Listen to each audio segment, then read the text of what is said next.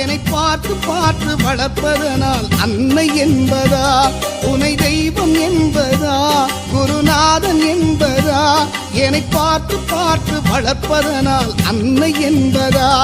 உனை கடவுள் என்பதா, கருணை வடிவம் என்பதா,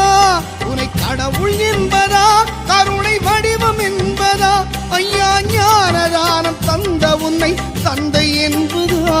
உனை தெய்வம் என்பதா, குருநாதன் என்பதா,